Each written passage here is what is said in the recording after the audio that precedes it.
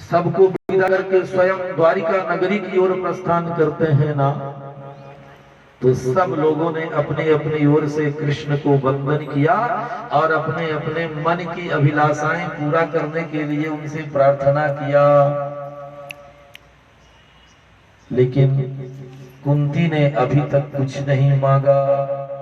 भगवान कहने लगे, कुंती उनकी बुआ लगती है, बुआ सबने अपनी अपनी ओर से मुझसे मांगा, मैं तो अब द्वारिका नगरी की ओर जा रहा हूँ, कार्य हमारा पूरा हुआ, महाभारत का युद्ध संपन्न हुआ, अब मैं जा रहा हूँ, तुम भी मुझसे कुछ मांगो। कुंती माता की आंखों से आंसू छलक जाते हैं।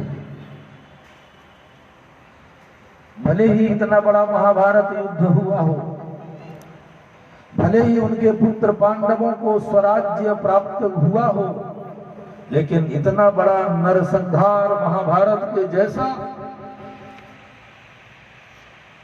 उस मां के हृदय ने कैसे स्वीकार कर सकता है। कुंती महारानी की आंखों से आंसू चलने लगे और कहने लगती हैं, हे कृष्ण, हे द्वारिकाधीश, अब तुम मेरी आंखों से ओझल हुए जा रहे हो, तो मुझे अब वह दान देते जाओ, विपदः सन्तु नः शश्वत देव देव जगद गुरो। हे जगत गुरु, हे श्री कृष्ण द्वारिकाधीश, अब तो मेरे जीवन में बीच बीच में विपत्तियां आती रहे। बुआ, ऐसा किसी ने नहीं मांगा, तुम विपत्तियां मांगती हो। मां कुंती कहती हैं, हाँ कृष्ण, यदि हमारे जीवन के बीच बीच में विपत्तियां आती रहेगी तो हमारी यादगार बनी रहेगी। जब हमें संसार का सुख ही सुख प्राप्त होता रहेगा तो हम धीरे धीरे भगवान को भूल जाएंगे, इसलिए मुझे विपत्ति चाहिए। भगवान के चरणों का निरंतर स्मरण बना रहे। कोई भी कष्ट हुआ महाराज तो हम भगवान को याद करते हैं, हे परमात्मन, अब मेरी रक्षा करना। परमात्मा की चरण सन्निधि में हम पहुंच जाते हैं। लौकिक संसार के सुखों की प्राप्ति का प्रयास सफल ना हो पावे तो मान लीजिए कि ठाकुर जी ने बड़ी भारी कृपा करी। परमेश्वर जिस जीवात्मा के ऊपर अधिक कृपा करते हैं उसे संसार का सुख नहीं देते। लौकिक सुख मिलने पर जीव ईश्वर से विमुख हो जाता है। श्री कृष्ण का नाम स्मरण लौकिक सुखों की प्राप्ति के लिए कभी मत करिए। संसार के सुख में विघ्न उपस्थित होने पर समझ लीजिए भगवान मुझे अलौकिक आनंद देने की तैयारी में है। वृत्रासुर ने इंद्र से कहा, इंद्र, जीत तो तुम्हारी होनी है, सुनिश्चित है। स्वर्ग का राज्य भी इंद्र तुम्हें मिलेगा, ये भी निश्चित है। लेकिन तुम नहीं, मैं उस परमात्मा के ठाकुर जी के उस धाम की ओर जाऊंगा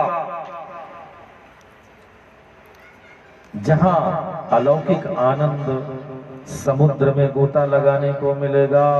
जीव जिस पर प्रभु की कृपा, जिस जीव के ऊपर प्रभु की विशेष कृपा होती है महाराज, वही भगवान का दर्शन कर सकता है। भले ही मुझे लौकिक सुख ना मिले किंतु मैं तो प्रभु के धाम की ओर जाऊंगा।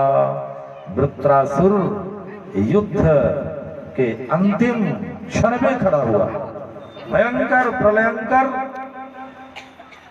देवराज इंद्र के साथ में होने वाले युद्ध के अंतिम क्षण में खड़े खड़े भगवान से प्रार्थना करता है। आइए हम और आप भी जरा ये झांकी देखें। सामने इंद्र है, हाथ में दिव्य वज्र है, वज्र में भगवान श्री नारायण का प्रतिबिंबन हो रहा है, नारायण की झांकी हो रही है। सामने अस्त्र शस्त्र से सुसज्जित वृत्रासुर दैत्य दानवों के मध्य में भगवान की भगवत्ता रक्षा करिए। वृत्रासुर भगवान की स्तुति करने लगा। बड़ा महत्वपूर्ण अंश है जीवन का।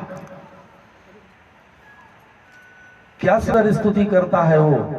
दैत्य वृत्रासुर अहं हरे तब पादैकमूल दासानुदासो भवितास्मि भूयः अहं हरे तब पादैकमूल दासानुदासो भवितास्मि भूयः मनः स्मरेता शुपतेर्गुणांस्ते गृणीत वाक्कर्म करोतु कायः। हे प्रभु, आप मुझ पर ऐसी कृपा करें कि जिनसे आपके चरण कमलों के सेवकों की अनन्य भाव से सेवा करने के अवसर मुझे इस जन्म में क्या अगले जन्म में भी मुझे प्राप्त होते रहें। हे प्राण वल्लभो, मेरा मन आपके मंगलमय नाम का गुणगान करता रहे, मेरी वाणी आपका गुणगान करती रहे, मेरा शरीर आपकी सेवा में निरंतरता के साथ में संलग्न रहे। त्वत्पाद पदमार पित चित वृत्तिस त्वन्नाम संगीत कथा सुबाणी। क्या बात। त्वत्पादं पदमार पित चित वृत्तिस त्वन्नाम संगीत कथा सुबाणी। त्वद्भक्त सेवा निरतौ करौ में, कर माने हाथ। त्वद्भक्त सेवा निरतौ करौ में त्वदंग संगम लभतां मदंगम। त्वन्मूर्ति भक्तान् स्वगुरुं च चक्षुः, चक्षु माने नेत्र। त्वन्मूर्ति भक्तान् स्वगुरुं च चक्षुः पश्यात्वजस्रं सशृणोतु कर्णः। त्वज्जन्म कर्माणि च पादयुग्मम्, युग्म माने जोड़ा, तुम्हारे दोनों चरण कमल। त्वज्जन्म कर्माणि च पादयुग्मम् व्रजात्वजस्त्रं तव मंदिराणि। अंगानि ते पादरजो विमिश्र, अंगानि ते पादरजो विमिश्र। तीर्थानि बिभ्र त्वहि शत्रुकेतो शिरास्त्वदीयम्, सर्व समर्पण करता है। शिरास्त्वदीयम् भवपाद्मजाद्यैर्जुष्टं पदं रामनवात्वजस्रं। हे परमात्मन, मेरी चित्त वृत्ति तुम्हारे चरण कमलों में निरंतर लगी रहे। तुम्हारे नाम का मैं संगीत अपनी वाणी से दिन रात करता रहूं। तुम्हारी चरणों की सेवा करने के लिए तो मैं अपात्र हूं। मैं इतना अपात्र, इतना कुपात्र, इतना अनधिकारी हूं कि तुम्हारे चरणों तक कैसे पहुंच पाऊंगा। लेकिन हे प्रभु, त्वद्भक्त सेवा निरतौ करौ में त्वदंग संगम लभतां मदंगम। कहता है कि तुम्हारे भक्त चरण कमलों की सेवा करने वाले भक्तों के चरणों की सेवा मेरे ये हाथ करते रहें। तुम्हारे अंग का संग मुझे निरंतर मिलता रहे। मेरा ये शरीर, मेरे अंग तुम्हारे चरणों से सदा मिले रहें। त्वन्मूर्ति भक्तान् स्वगुरुं च चक्षुः। और तुम्हारे जो परम भक्त हैं, तुम्हारा गुणगान करने के लिए जो पात्र गुरु हैं, ऐसे गुरु की मूर्ति का हम दिन रात अपने चक्षु वाले नेत्रों से दर्शन करते रहें और मेरे ये कान तुम्हारी गुण गाथा, तुम्हारी कथा प्रवचन को सुनने में निरंतर लगे रहें। हमारे ये चरण, हमारे पैर दोनों तुम्हारे सुंदर सुंदर पवित्र मंदिरों में दर्शन करने के लिए जाते रहें। और क्या, अंगानि ते पादरजो विमिश्र तीर्थानि बिभ्रत्वहि शत्रु केतो। हे शत्रुओं में, हे मेरे शत्रुओं में सर्वश्रेष्ठ राजा इंद्र, ध्यान दो। अंगानि ते पादरजो विमिश्र, तुम्हारे हाथ में भले ही ये गदा है और इस अस्थि निर्मित गदा में मैं तो अपने प्यारे प्रभु का दर्शन कर रहा हूँ। हे प्रभु, शिरस्त्वदीयं तवो पद्मजाद्यैर्, मेरा सिर तुम्हारे चरण कमलों के लिए निरंतर नतमस्तक होता रहे, मेरा सिर तुम्हारे चरणों में निरंतर लगा रहे। ऐसी कृपा मेरे ऊपर करो। भगवान धीरे से संकेत करते हैं, अच्छा बताओ तुम्हें क्या चाहिए, क्या कृपा है ठाकुर जी, क्या चाहिए वृत्रासुर? तो वृत्रासुर कहता है, नाना, जिसके सामने भगवान का प्रतिबिंबन हो रहा हो, कहता है कितना बड़ा त्याग आज उस जीवन के अंतिम क्षण में जरा देखिए।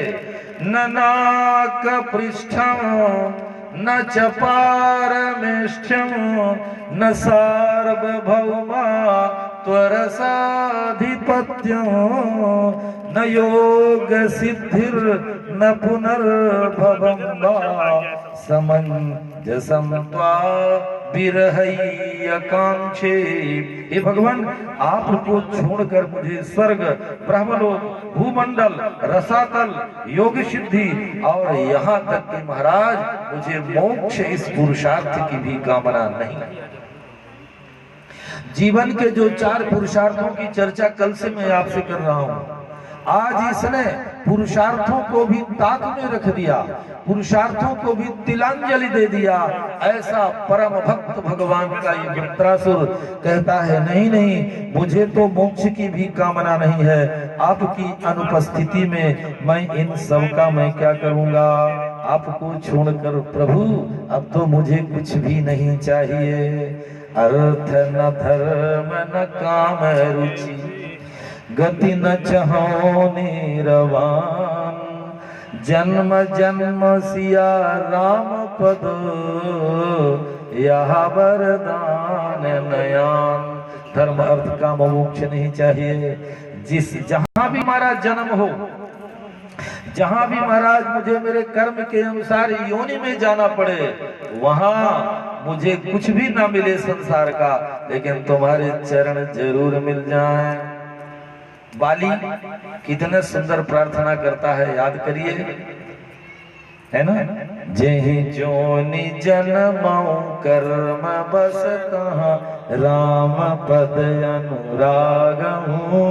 महाराज, मेरे कर्म के अनुसार चाहे जो कुछ भी मिल जाए मैं उसी में खुश रहूंगा, लेकिन तुम्हारे चरणों की पवित्र रज मेरे माथे पर बनी रहे, बस यही कामना है। मुझे राजपाट, धन धाम, स्वर्ग आदि कुछ भी नहीं चाहिए, कहता है प्रभु। ही कमल नयन परमात्मन अजात पक्षा, बड़ा इंपॉर्टेंट मंत्र है।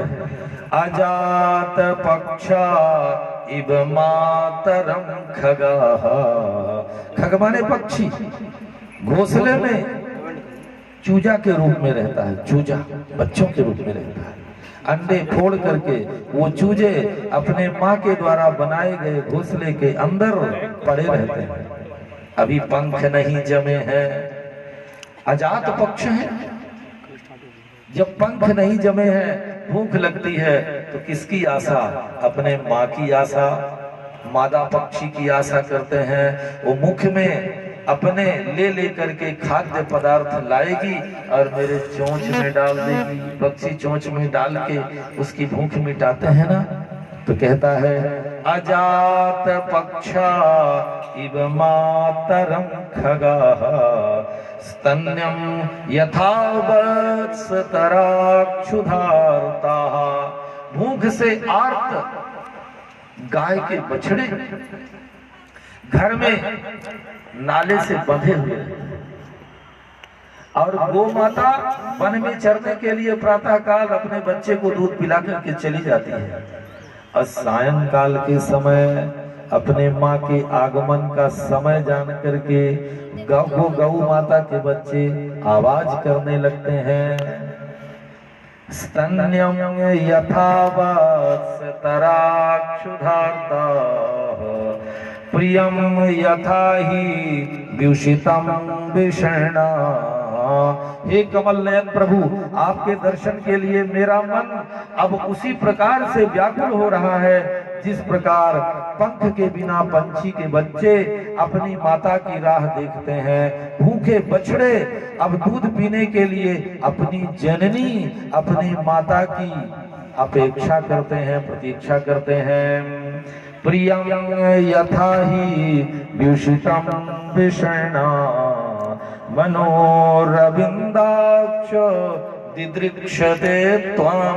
हे अरविंदाक्ष, अरविंद माने कमल।